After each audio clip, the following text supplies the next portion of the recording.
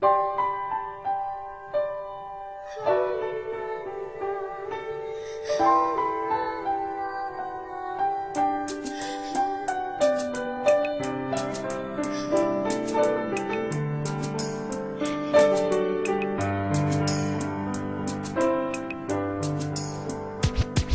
was 3 years old nang ikaw ay na-meet. Napahanga ako sa taglay mong bait. Ikaw ang guest ko sa tuwing birthday, pati sa room ko. Ikaw ang display, di ka na nawala sa alaala. Ikaw lang talaga at walang kagaya. Ikaw ang gusto ng mga friends ko, at di ko alam pati parents ko. Ano ba ang meron ka na wala sa iba, at napapangiti pag nakita ka na sa mga poster at maging sa TV. Inaabangan ng iyong movie. Bata pa ako noon nang maramdaman ko to. Ayoko ng iba, ikaw ang gusto ko. At sa aaminin ko, maniwala ka, mas gusto kita kaysa kay Darna.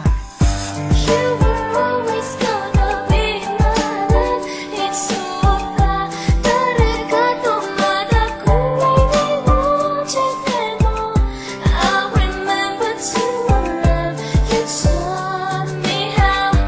You were always gonna be the one. 희망마다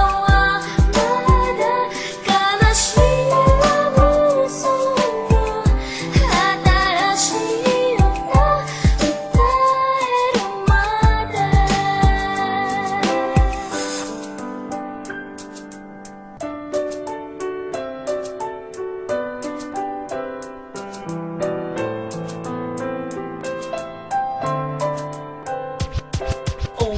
Oh why, bakit ganito? Gusto ko ikaw lang nasa tabi ko. Mga poster mo at mga magazine, sa buhay ko hindi kita kayang alisin. So pati sa cellphone at mga gamit, ikaw ang nakalagay sa aking bedsheet. Ako ay nalungkot nang ika'y nawala. Ano ba ang mali na aking nagawa?